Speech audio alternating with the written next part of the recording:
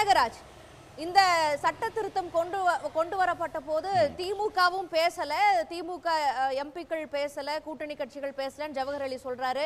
அதற்கு ஆதரவாக அதிமுக இருந்தது என்கின்ற குற்றச்சாட்டை திமுக வைக்கிறாங்க. ஒரு பக்கம் முதலமைச்சரை அழைத்து இந்த சுரங்க ரத்து விவகாரத்துல நன்றி தெரிவிச்சிருக்கிறாங்க மக்கள். நீங்க எப்படி பாக்குறீங்க?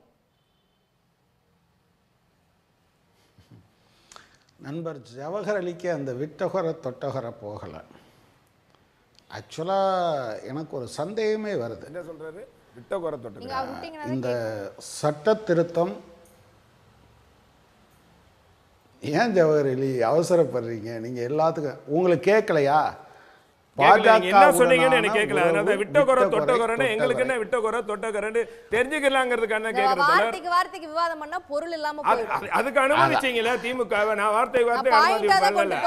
ஆனால் விட்டகொர தொட்டகொரன்னா அதோட மீனிங் என்னன்னு தெரிஞ்சுக்கலாம்னு கேக்குறேன். திரு கனகராஜ் அவர்களுக்கான நேரம். கனகராஜ் சொல்றேன். அதாவது வேதாந்தாவோட ஸ்டெர்லைட்டில் நடந்த துப்பாக்கி சூடு நீங்கள் டிவியை பார்த்தா தெரிஞ்சுப்பீங்க. 13 பேர் தமிழ்நாட்டிலேயே கொல்லப்பட்ட விஷயம். எனவே அது அதிமுகவுக்கு அது வேதாந்தா நிறுவனம் தான்.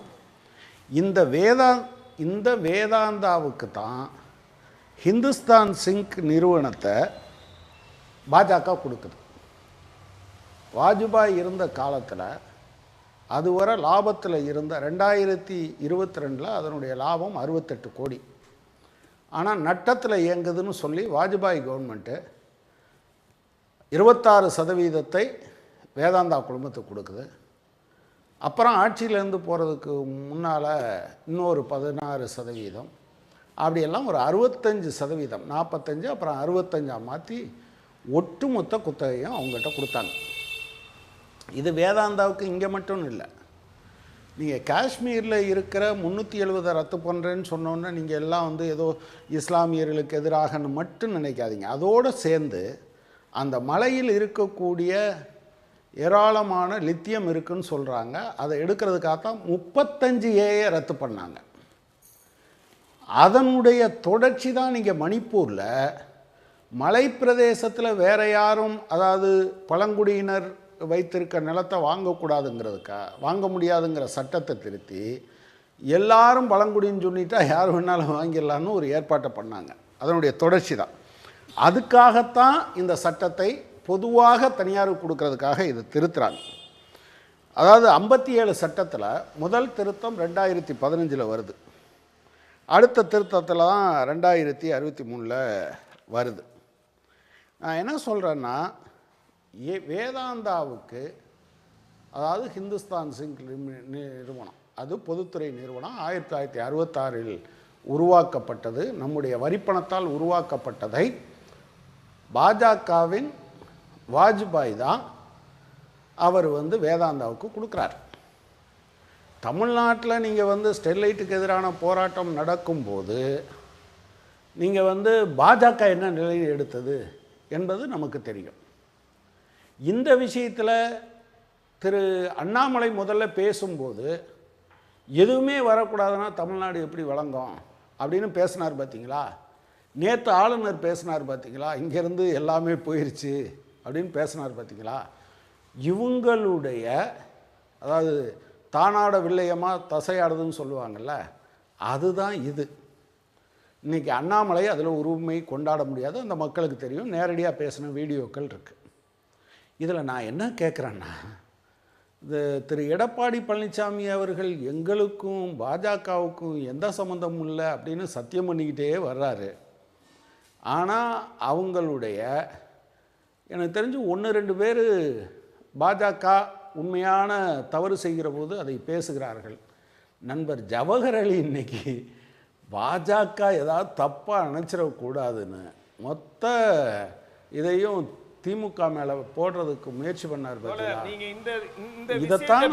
நான் சொல்றது திமுக பிஜேபியினுடைய கள்ள உறவுனாலதான் இந்த டென்ஷன் சுரங்கம் வந்ததுன்னு சொல்றேன். நான் வந்து பிஜேபியை தூக்கி பிடிக்க வேண்டிய அவசியம் நாங்க இல்ல. எதிர்த்து நீங்க பேசுறோமா? நீங்க ஸ்டெர்லைட் எதிர்த்து ஆலைக்கு பேசுறீங்களா? இப்ப போயிட்டீங்க. ஐயா எடப்பாடி இந்த பழனிசாமி இதுக்கு அனுமதி திமுக இருந்தாங்களாங்கறத கேள்வி. பேசுறீங்க. நீங்க வேற வேற வழிக்கு போயிராதீங்க. சரி. ஸ்டெர்லைட் ஆலையை மூண்டது நாங்க தானே. அதையும் கனகராஜ் சேர்த்து பதில் சொல்லட்டும். பதில் சொல்லட்டும். கனகராஜ் அவர்கள் பதில் சொல்லட்டும். நீங்க ரெண்டு பேருமே ரொம்ப நேரம் ஆர்கியூ பண்ணிட்டு இருக்கீங்க. திரு கனகராஜ். திரு ஜவஹர் அலி, நீங்களாம் மூடலை. அந்த கேஸில் நான் ஒரு பெட்டிஷனர். நீங்கள் என்ன பெட்டிஷன் போட்டீங்க? முதல்ல ஒரு நிமிஷம் இருங்களேன் தயவு செஞ்சு. நீங்கள் பேசின போதெல்லாம் நான் அமைதியாக கேட்டுக்கிட்டு இருந்தேன் ஜவஹர் அலி. அதாவது அம்பலப்பட்டு போச்சேன்னு அப்படியே பதட்டப்படாதீங்க. அம்பலப்பட்டு போய் நிக்கிறீங்க. நீங்க பாஜகவை எதிர்த்து ஒரு வார்த்தை கூட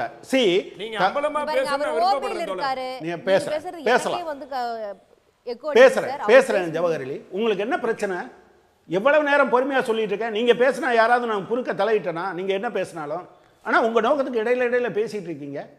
பாஜகன்னு சொன்னோம். இப்போ கூட நான் உங்களை கடைசியாக ஒரு வார்த்தை தான் சொன்னேன். ஆனால் ஆரம்பத்தில் இருந்து உங்களுக்கு அதில் குறுக்க, ஏன்னா பாஜகவை பேசிடக்கூடாது. பரவாயில்ல, நயினார் நாகேந்திரன் ஒரு வார்த்தை அவர் நயினார் நாகேந்திரன்ட்ட நான் கேட்டுக்கிறேன்.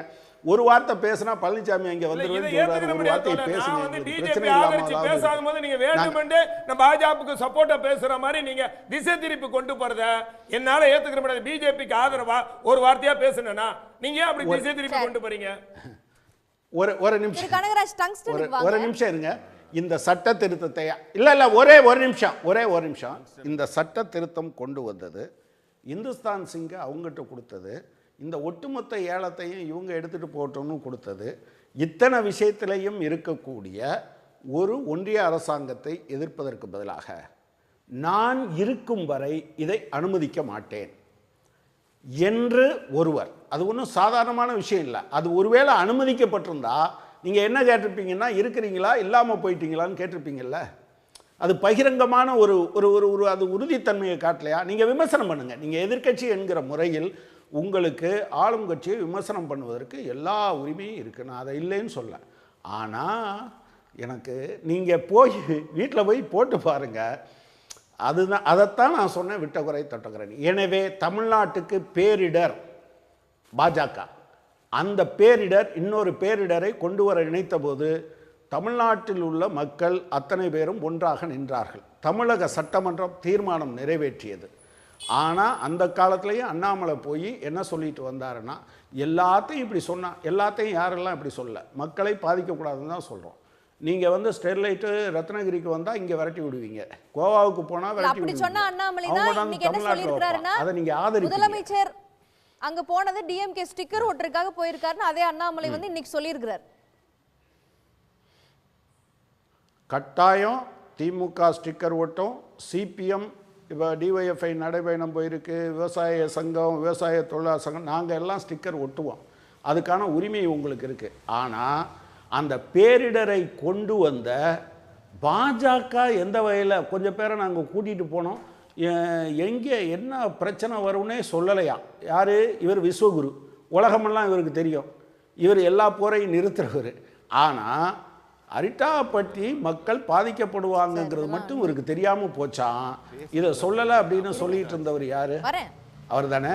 ஸ்டிக்கர் ஒட்டு, ஸ்டிக்கர் இல்லை, சிபிஐ, சிபிஎம், சிபிஐ, விசிகா எல்லாரும் பெயிண்ட் அடித்து எழுதுவோம்.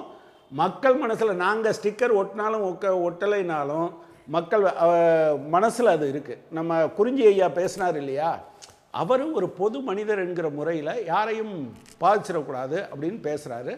அது அவருடைய நல்லெண்ணம், அதனுடைய புரியுது. ஆனால் ஒரு அரசியல் கட்சி என்கிற முறையில் அதற்கான மொத்த ஒரு கரெக்ட் அந்த பகுதியில் இருந்த ஒட்டுமொத்த மக்களும் இந்த ஒரு கட்டத்தில் இது ஒரு மிகப்பெரிய மக்கள் இயக்கமாக மாறிச்சு. அதனால பாஜக இப்போ பம்மி இருக்கு. நான் இப்போவும் உங்கள்கிட்ட சொல்கிறேன், ஒருவேளை பாஜகவுக்கு வாய்ப்பு கிடைச்சா அவங்க எப்போதுமே அதானியை விட இந்தியர்கள் பெரியவர்கள் என்று நினைத்ததில்லை. அதானியோ அம்பானியோ அனில் அகர்வாலோ அவங்க தான் அவங்களுக்கு தெய்வம். தெய்வத்துக்கு இந்த பூசாரிகள் சேவை செய்வாங்க. என்னைக்காவது பிரச்சனை வரும்னு சொன்னால் கொஞ்சம் விலகி நிற்பாங்க. இன்னொரு வாய்ப்பு கிடைத்தால் திரும்பவும் வருவார்கள். எனவே பாஜக இந்தியாவின் பேரிடர், அந்த பேரிடர் எல்லாத்தையும் வாரி கொடுக்குறீங்கன்றாரு. சரி, இப்ப இந்த தீர்மானத்தினுடைய எஃபெக்டிவ்னஸ் எப்படி சார்? அதுக்கு பணிந்துதான் ஒன்றிய அரசு வந்து இதை ரத்து செஞ்சிருக்கு இல்லையா? இல்லை, தீர்மானம் மட்டும்னு நான் சொல்ல மாட்டேன். மக்களுடைய தீர்மானம் ஒரு மிகப்பெரிய விஷயம். அதை தாண்டி மக்கள் போராட்டமாக அது வடிவம் எடுத்தது. எல்லா கட்சிகளைச் சேர்ந்த அனைத்து பகுதி மக்களும் ஒற்றை குரலில் மூடு டங்ஸ்டனை, மூடு வேதாந்தாவை என்று போராடினார்கள். அது தமிழக மக்களில் பாஜக தவிர அனைவருக்கும் ஒவ்வொரு பகுதி பங்கு சேரும். அவ்வளவுதான். உடனுக்குடன் செய்திகளை தெரிந்து கொள்ள சன் நியூஸ் பெல் ஐகானை கிளிக் பண்ணுங்க.